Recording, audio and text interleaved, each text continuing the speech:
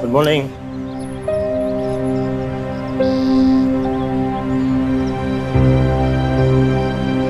फिर से लोगों का बाड़ू इधर आ। कहाँ है ये लोगों? मालूम नहीं साहब, जब आया यहाँ पर नहीं था साहब।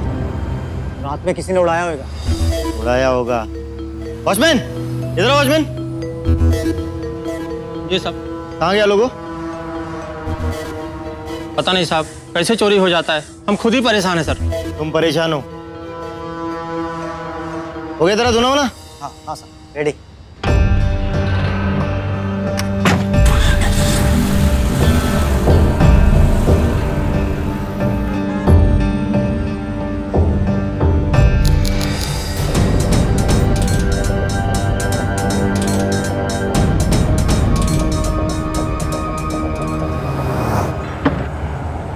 अरे लालजी भाई, ये क्या हमेशा की तरह वही लोगों चोरी हो गया?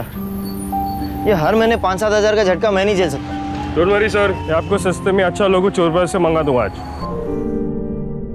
मुंबई यानी कि माया नगरी, भारत की आर्थिक राजधानी, पैसों के मामले में अव्वल नंबर।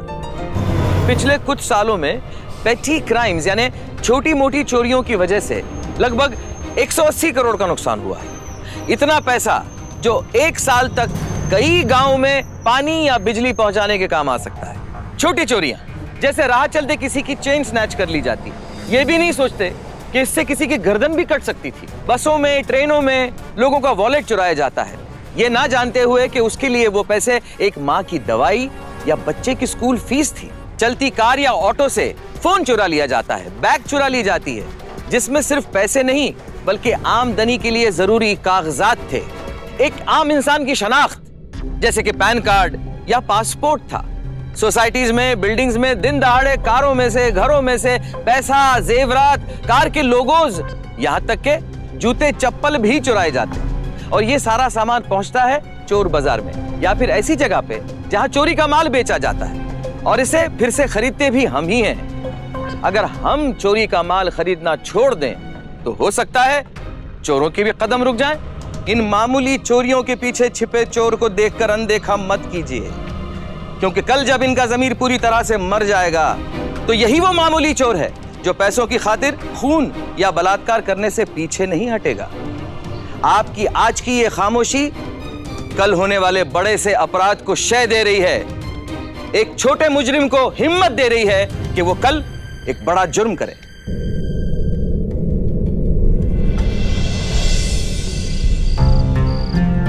ये ले 10 की चाल। अरे ले, मेरी भी 10 ले। एक और 10 की चाल। चल ये तो 10 की। क्या रे फंडर लोग, कौन जीत रहा है? अरे तू तो नहीं यार, इतने ताले महीनों की मेहनत दांव पे लगा दी है यार।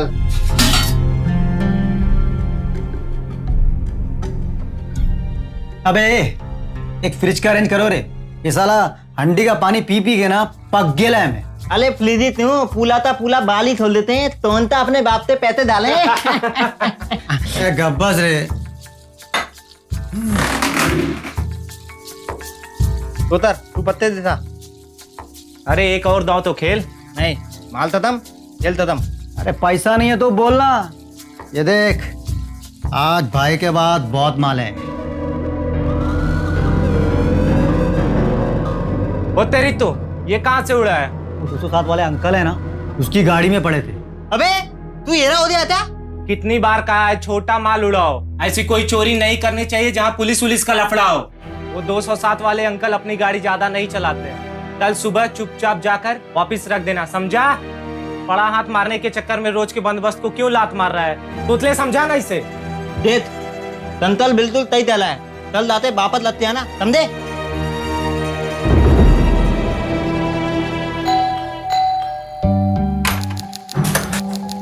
सलाम साहब, वो गाड़ी का चाबी। 1 मिनट।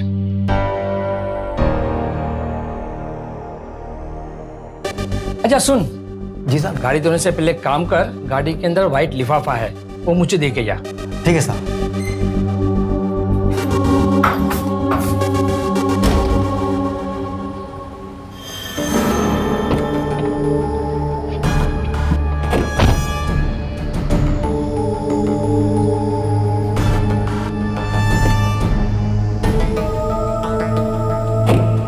सब सब हो गया। पकड़ो, गाड़ी साफ हो गया। हाँ साहब। ताई कैसी हो? बहुत बढ़िया। तुम तो आज पुणे जाने वाली थी ना अपने मम्मी पापा के पास? हाँ जाने वाली थी, पर अभी कार्तिक आने वाला है ना, तो नहीं जा रही हूँ। अच्छा, तुम दोनों शादी कब कर रहे हो? बस अभी 2 महीने बाद की तारीख निकली है। अच्छा मानसी बेटे, 2 दिन के लिए बाहर जा रहे हैं, घर का ध्यान रखना। हाँ जी। बाय।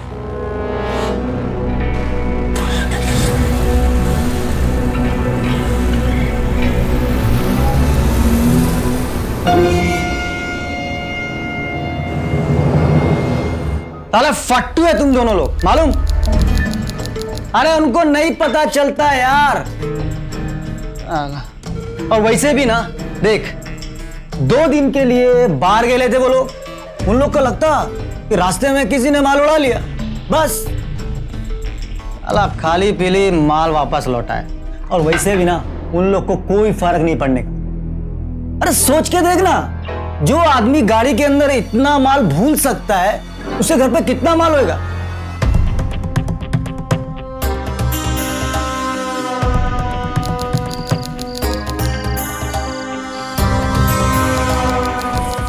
रोज इतने लेट आती है घर में, अब खाएगी कब, सोएगी कब? अरे आई, यहाँ मुंबई में ऐसा ही है, मैं क्या करूँ? अच्छा एक बात बता, तू रोज नूडल खा के तो गुजारा नहीं कर रही है ना? नूडल्स? ना ना, मैं तो दाल भात खाती हूँ। अच्छा आई, मैं रखती हूँ। हाँ, कार्तिक का फोन आने वाला है। कार्तिक का फोन आने वाला है, लेकिन अपने आई से 2 मिनट तो बात करना बेटा। रहने दो ना, बाद में बात करती हूँ। अरे अरे सुन सुन सुन सुन, बोलो आई। गुड नाइट बेटा। अच्छा आई, good night, I love you. कल बात करूं? हेलो कार्तिक।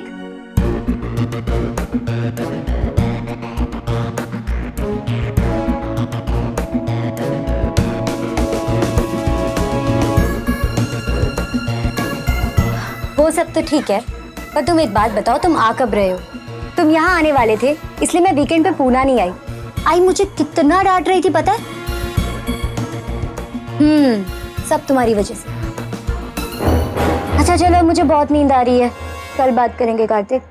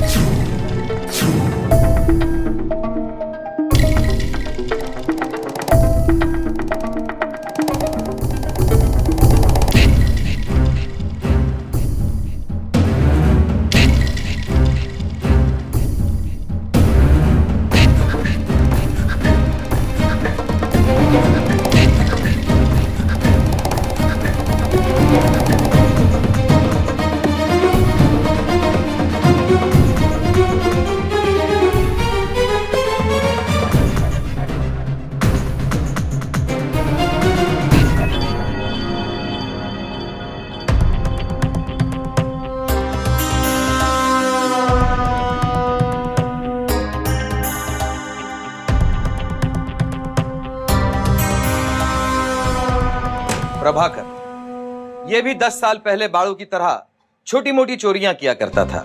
ऐसे लोग हमेशा यह भूल जाते हैं कि इंसान लालच को नहीं, लालच इंसान को कंट्रोल करता है।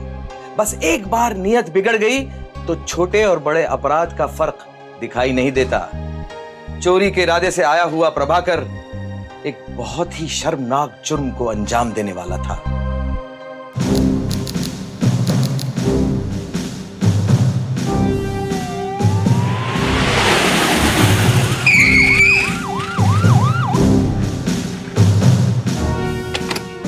सर, इसी बिल्डिंग में हुआ है सर।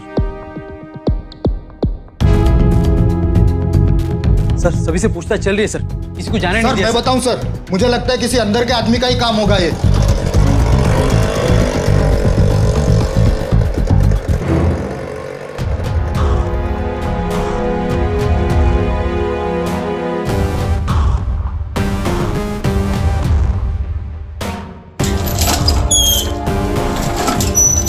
सर वो 2 दिन के लिए बाहर गए थे, जैसे ही घर वापस आए घर का काफी सामान चोरी हो चुका था। काफी मतलब क्या? बहुत कुछ चोरी हो चुका है इंस्पेक्टर साहब। जेवर, कैश और तो मेरा मेकअप का पूरा सामान ले गया है वो। मेरी सास ने जो मुझे नेकलेस दिया था इतने प्यार से, वो भी ले गया। वो कुछ नहीं छोड़ा, हमारी जिंदगी भर की कमाई पे तुम शांत हो जाओ, इन्हें अपना काम करने दो ना।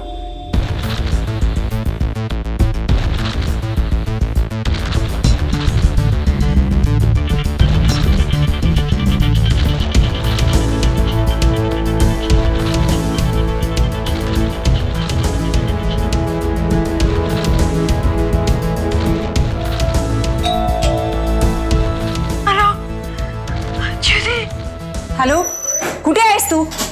कब से मैं तुझे फोन कर रही हूँ। हांसी, हांसी क्या हुआ तुझे? तू रो क्यों रही है इतना? बता मुझे, बता तो सही मुझे।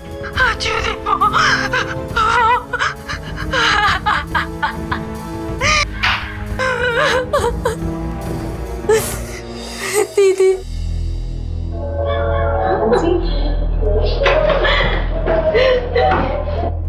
क्या हालत बना रखी तूने अपनी? क्या हुआ है तुझे? क्या हुआ तुझे? बता मुझे। क्या हो रही है? क्या हुआ? बता मुझे। हाँ, हाँ जी बोल।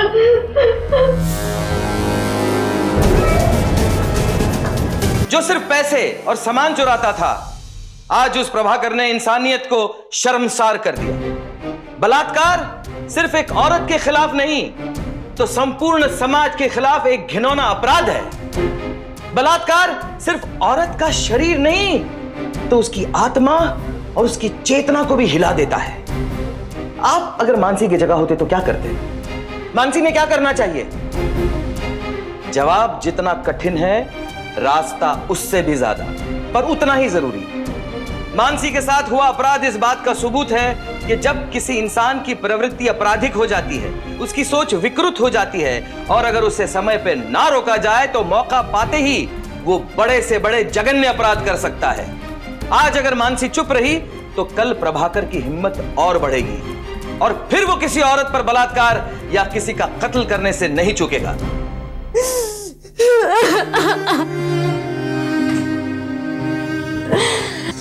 हे देवा, शांत हो जा मानसी। तेरे साथ इतना कुछ हो गया और तूने 2 दिन तक किसी को कुछ भी नहीं बताया। मुझे कॉल तो कर देती तू, क्यों नहीं बताया मानसी? मैं डर गई थी दीदी, मैं बहुत डर गई थी।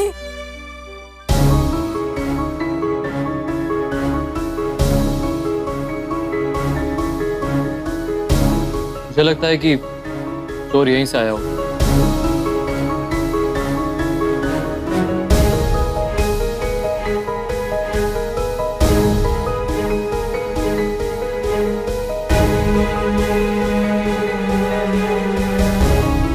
यहाँ इतनी बड़ी चोरी हुई, हो सकता है कि आस पड़ोस वालों ने कुछ देखा या सुना हो। लेकिन मानसी, हमें पुलिस में रिपोर्ट लिखवानी चाहिए। इनफैक्ट हमें 2 दिन पहले रिपोर्ट कर देनी चाहिए थी। दीदी, 2 महीने में मेरी शादी है कार्तिक से। क्या कहूंगी मैं कार्तिक से? कैसे उसके सामने? लेकिन अगर रिपोर्ट नहीं लिखवाई तो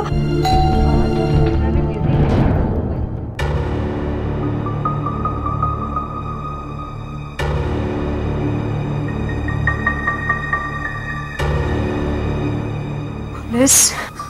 नहीं दीदी प्लीज, दरवाजा मत खोलना प्लीज। देख मानसी, तू अपने आप को संभाल। देख, घबराने की कोई बात नहीं, मैं हूं ना तेरे साथ। तू अंदर जाके मुंह धो ले, मैं पुरुष को संभालती हूँ। जा जल्दी।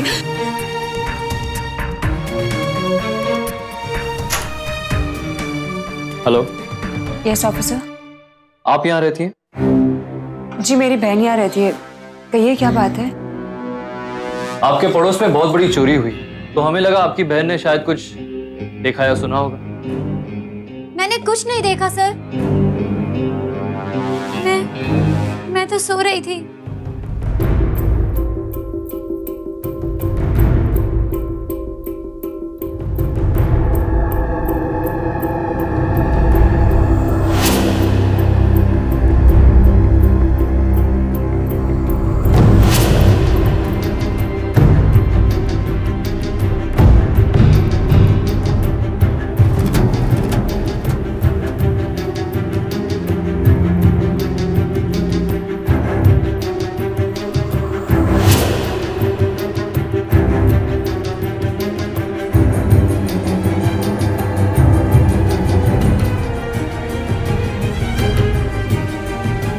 Are you sure?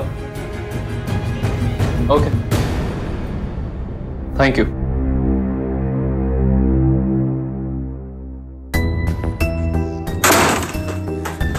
अब क्या करेंगे दीदी? मानसी देख, मुझे लगता है हमें आई पापा को सब कुछ बता देना चाहिए। मैं समझती हूँ तुझ पर क्या बीत रही है, लेकिन इस वक्त सिर्फ बाबा ही है जो हमारी मदद कर सकते हैं। पापा नहीं, पापा को कुछ नहीं बता सकते। पापा को कैसे बताएंगे? उन पर क्या बीतेगी? मानसी की खामोशी की वजह प्रभाकर या उसका डर नहीं था, बल्कि हम लोग हैं। उसे डर है कि समाज को जब उसके साथ हुए इस बलात्कार का पता चल जाएगा तो उनका रवैया उसकी तरफ बदल जाएगा। उसे ही शर्मिंदगी और बदनामी को झेलना पड़ेगा। हमारे देश की सरकार इस बात को समझती है, इसीलिए इंडियन पिनल कोड की धारा 228A के मुताबिक पुलिस और मीडिया को पीड़ित की पहचान गोपनीय रखनी पड़ती है। बलात्कार की केसेस में अदालत की सुनवाई सार्वजनिक रूप से नहीं होती, ताकि पीड़ित महिलाएं बिना किसी डर के अपराध के खिलाफ लड़ सकें, अपराधियों को सजा दिलवा सकें। पर शायद मानसी को इस बात का पता नहीं था, इसीलिए वो चुप थी। वो पड़ोस वाली लड़की मुझे बहुत घबराई हुई सी लगी। कुछ ना कुछ गड़बड़ जरूर है। हाँ सर, मुझे भी ऐसा लगा। एक काम करो सर, तुम्हें कांस्टेबल को यहाँ ड्यूटी पे लगा दो। उस लड़की और उसके घर पर मुझे 24 घंटा नजर चाहिए और फुल रिपोर्ट चाहिए। समझ गए? समझ गए सर। क्या होगा इस शहर का? अच्छी रहने लायक नहीं रहा मुंबई। नहीं, बहुत प्रॉब्लम्स है इस शहर में। मुंबई शहर रहने लायक ही नहीं। कितनी चोरियां हुई आपकी सोसाइटी में इससे पहले? छोटी मोटी चोरियां तो होती रहती है। और चूंकि ये छोटी मोटी चोरियां, तो जाहिर सी बात है कि किसी ने कंप्लेंट नहीं लिखाई होगी। कहाँ कुछ फायदा होता है ऐसी कंप्लेंट लिखाकर? और 2 पैसे की चीज के लिए कहाँ भागा दौड़ी करते फिरेंगे? हाँ हाँ बिल्कुल सही बात है सर। बड़ी बड़ी गाड़ियां चोरी हो जाती है जिनका अब तक कोई ठिकाना नहीं। बड़ी बड़ी गाड़ियां चोरी होती क्यों? क्योंकि आप जैसे लोग जब छोटी मोटी चोरियों की कंप्लेंट नहीं करते, तभी उन्हीं चोरों को हौसला मिलता है, और फिर एक दिन वही चोर आपके घर में घुसकर आपका खून भी कर देते। आपकी सुरक्षा, आपकी सिक्योरिटी का सबसे पहला जिम्मा आपका है, और उसके लिए आप लोगों को जिम्मेदारियां उठानी होंगी।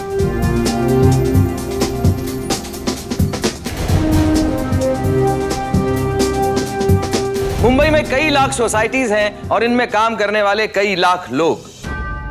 जब आप घर से निकलते हैं तब आप वॉचमैन, धोबी या गाड़ी धोने वाले से मिलते हैं जो आपके लिए काम करते हैं। इनमें से कितनों के नाम और पते आपको मालूम है? शायद एक भी नहीं। और अगर ऐसा है तो आप सुरक्षित नहीं हैं। आपको यह जानकर हैरानी होगी कि इनमें से कईयों के पास अपनी शनाख्त के लिए कोई कागजात नहीं है। कुछ तो अपने मुल्क के नहीं हैं, जो गैर कानूनी तौर पर यहां पर काम कर रहे हैं। अगर इनमें से किसी ने आपके घर में घुसकर चोरी की तो आप इन्हें ढूंढेंगे कहां? पुलिस वेरिफिकेशन के बगैर किसी को भी सोसाइटी में या अपने घर में नौकरी पर रखना मतलब मुसीबत को दावत देना है।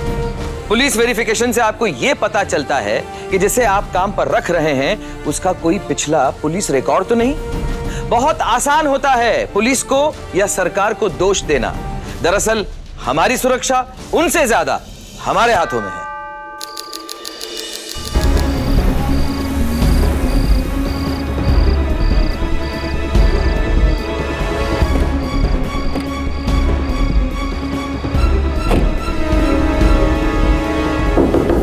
कौन है? कैसा लग रहा? सब गलती हो गई, अभी आग लगी सब। अभी आंख लगी, अगली बार से बैठा हुआ भी दिखा ना, सीधा अंदर कर दो। चलता रहो ना।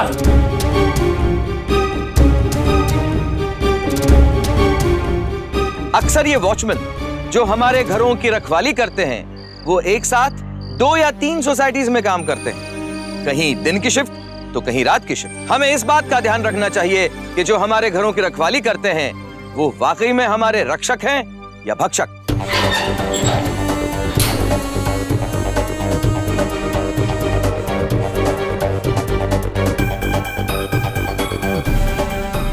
हो ना हो, मुझे लगता है कि चोर यहीं से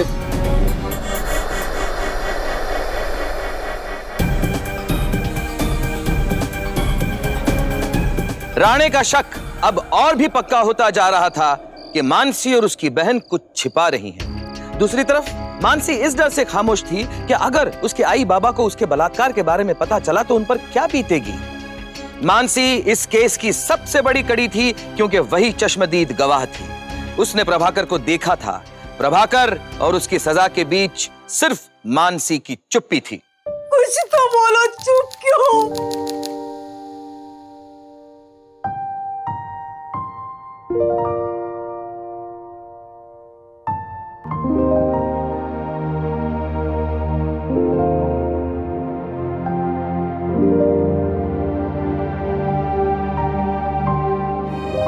नहीं बेटी, तू सर नहीं झुकाएगी। इसमें तेरी कोई गलती नहीं है। गलती उसने की है, सजा उसे मिलनी चाहिए, तुझे नहीं।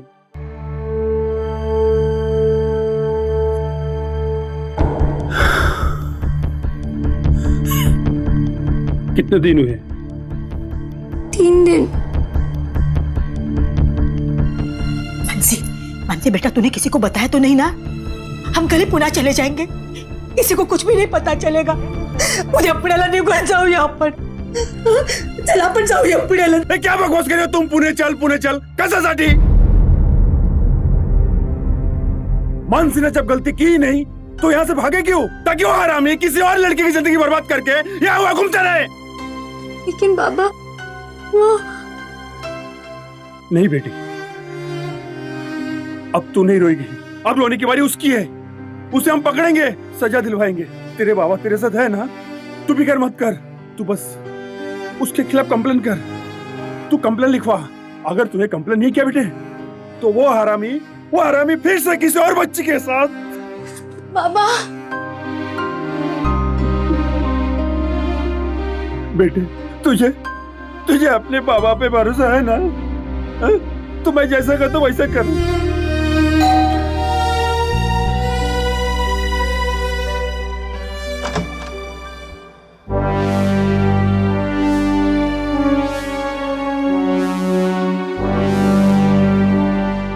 अपने पिता की बात सुनकर मानसी को हिम्मत आई और उसने इंस्पेक्टर राणे को सब कुछ बता दिया।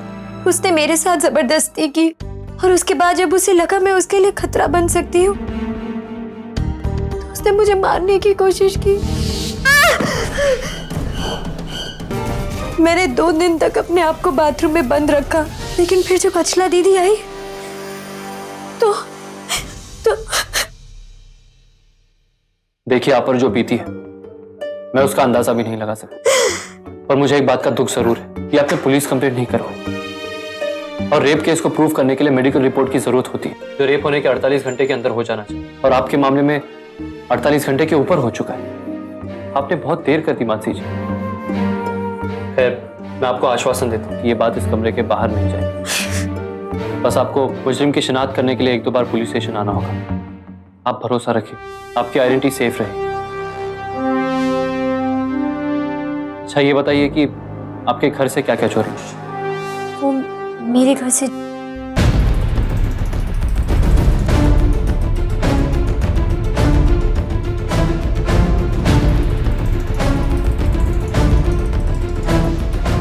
मेरा एक दुपट्टा भी ले गया। Well thanks for the information. मैं आपको विश्वास दिलाता हूँ कि हम मुजरिम को जल्द से जल्द पकड़ने की कोशिश करेंगे।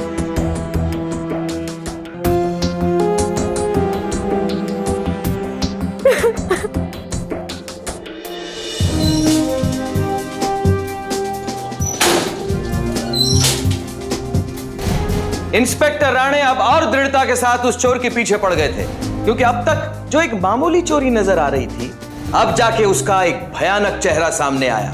इंस्पेक्टर राणे को यकीन था कि उन्हें कोई ना कोई सुराग जरूर मिलेगा, और एक हफ्ते बाद पहला सुराग मिला। यहाँ पे बिल्डिंग में दो गेट है और तू इधर से किधर जा रहा है? वो साहब यहाँ से शॉर्टकट पड़ता है ना साहब। शॉर्टकट? चल देखो तुझे शॉर्टकट। चल लेकिन साहब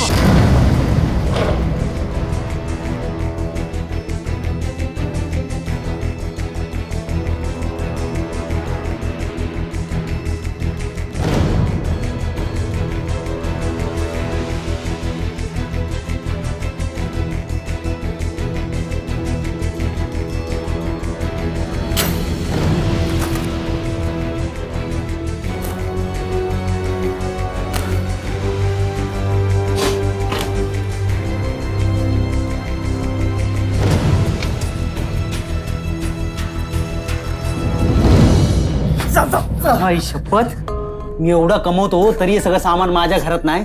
तू कुठून आणलंस? बोल, कहाँ से लाया? बोल। अरे गाड़ी तो था ना तुम लोग? पगार कितना मिलता है? 4-5 हजार साहब टोटल। ये टीवी कितने का मालूम? वो टीवी बोल। साहब 5,000 की पगार में 25,000 का टीवी खरीदेगा तू? नहीं साहब, नहीं कहाँ साहब। से लाया? बोल कहाँ से लाया?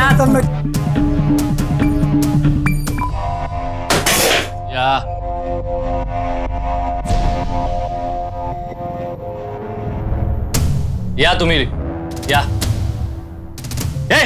रुक शेला, उनके सामान में क्या चेक करो और पूरे घर की तलाशी लो। जी सर। साहब हमको माफ कर दो साहब, प्लीज साहब, हम लोग छोटे बड़े चोरी साहब, होता है। साहब प्लीज साहब प्लीज साहब हमें माफ कर दो साहब। ये तो क्या मिला? ये हट। वो मेरे घर से मेरा एक दुपट्टा भी ले गया।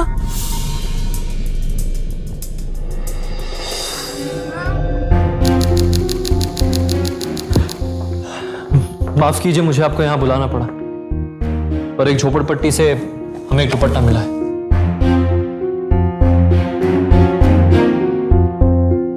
ये दुपट्टा आपका है? जी हाँ। हाँ इंस्पेक्टर साहब, ये दुपट्टा मेरी बेटी का है। ये दुपट्टा जिन लड़कों के घर से मिला है, हमने उनको भी गिरफ्तार किया। आप उन्हें एक बार देख लीजिए, मुझे लगता है कि उनमें से ही किसी।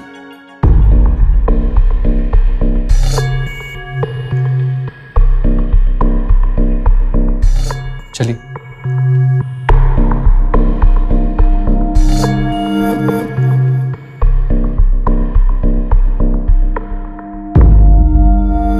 इनमें से कोई था?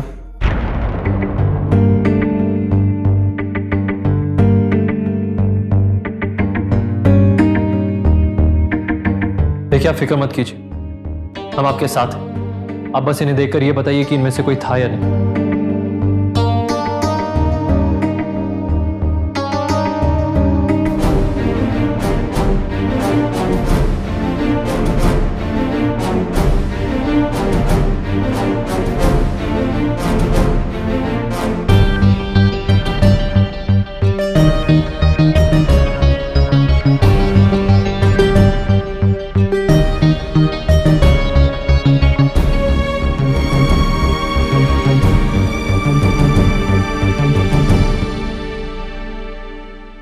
इनमें से कोई नहीं था सर।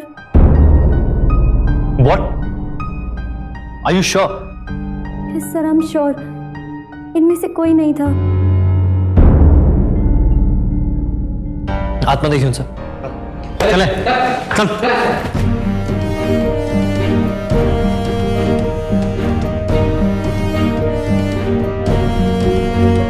इनमें से कोई नहीं था तो और कौन हो सकता है? दुपट्टा तो इन्हीं के घर से मिला। खैर, आप घर जा सकते हैं। जरूरत पड़े तो हम आपको दोबारा बुला लेंगे। सर, उस आदमी के बाल लंबे थे, उम्र भी थोड़ी ज्यादा थी सर। देखिए, आप फिक्र मत कीजिए, हम उसे जल्दी ढूंढ निकालेंगे। ये मेरा वादा है आपसे। थैंक यू इंस्पेक्टर साहब। चलो बेटा।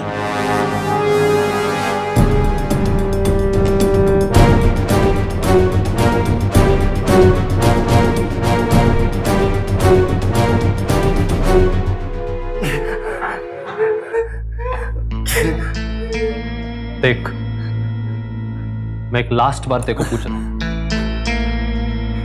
तुम्हारी होली में और कौन कौन रहता है? अपन तीन ही लोग रहता है साहब।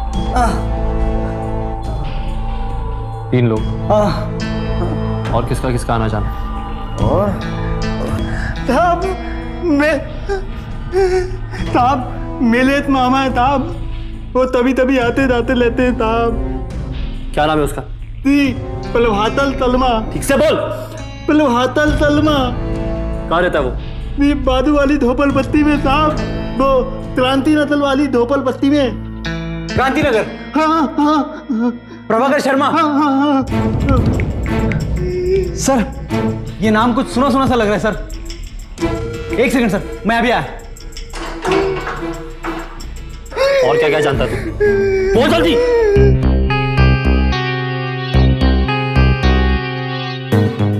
हाँ शास्त्री, एक बात बताओ, ये 6-8 महीने पहले एक फिल्म प्रोड्यूसर के घर पे चोरी हुई थी।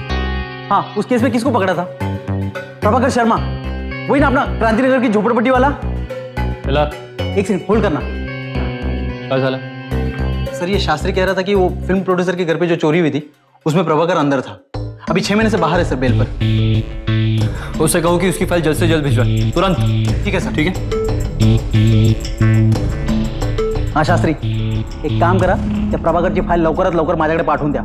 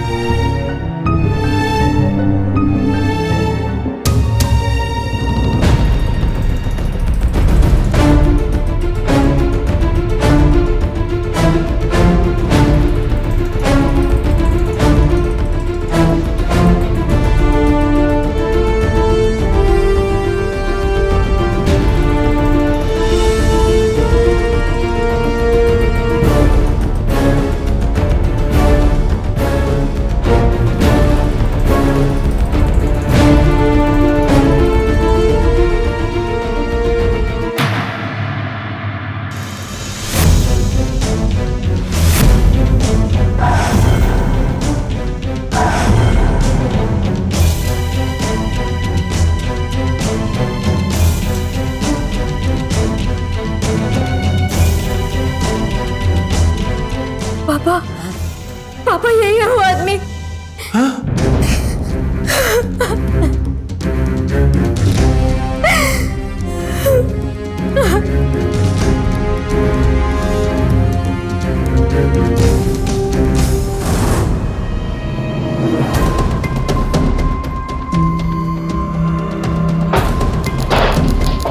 सारे घर की तलाशी लो, सबको पकड़ के बाहर लाओ।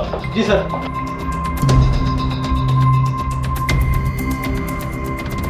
क्या हो रहा है यहाँ? क्या कर रहे हैं आप लोग मेरे घर में? कौन चाहिए साहब आपको? प्रभाकर कहाँ है? वो तो आज सुबह ही चला गया और बोल रहा था कि कल्याण जा रहा हूँ। क्या है ना? हाथ में टाका। कहाँ ले जा रहे? मुझे छोड़िए ना। कहाँ ले जा रहे? छोड़िए मुझे। साहब माफ कर दीजिए ना साहब। बेल पर बाहर है ना वो? अभी कुछ दिन पहले कहाँ चोरी किया तुझे बताया होगा। वो कहाँ है वो? कितनी बार समझाया उसे ये सब छोड़ दे, लेकिन मेहनत करना तो सीखा ही नहीं उसने। पहले तो छोटी मोटी चोरियां करता था, कभी 500 कभी 1000 रुपए की। लेकिन मन में लालच बढ़ता ही गया और लोगों के घर में घुस के चोरी करने लगा। साहब, उसने इतना बड़ा गुनाह किया है ना, उसे फांसी पे चढ़ा देना साहब, फांसी पे। कल्याण पुलिस को इन्फॉर्म कर दो और हमारे सारे खबरियों को इन्फॉर्मेशन दे दो। प्रभाकर की फोटो सबको एमएमएस करो। ये आदमी मुझे 24 घंटे के अंदर हवालात के अंदर चाहिए।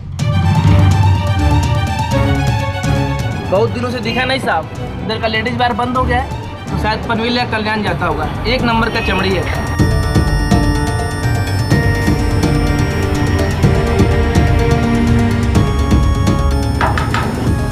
याला बघितला काय? चोर आहे साला, सकाळी स्टेशनवर बघितलं याला। आता बघितला तर सांग मला। हो साहेब।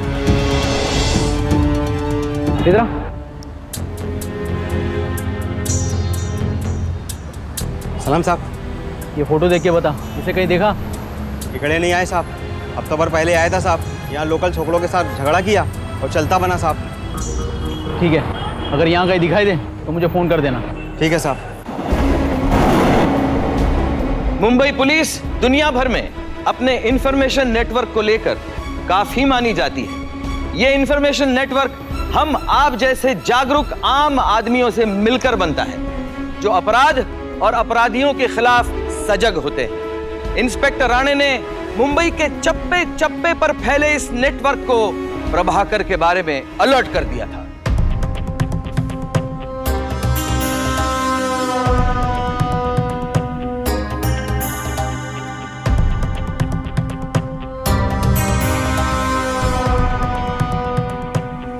छुट्टा नहीं साहब। टिप है तेरी। हेलो सलाम साहब, रघु बोल रहा है। हाँ साहब, अभी प्रभाकर इधर आया था, विजयपाला स्टेशन के अंदर गया। हेलो हेलो, हाँ हाँ हाँ, अरे हो जाएगा काम तुम्हारा। एक पैकेट सिगरेट देना तो।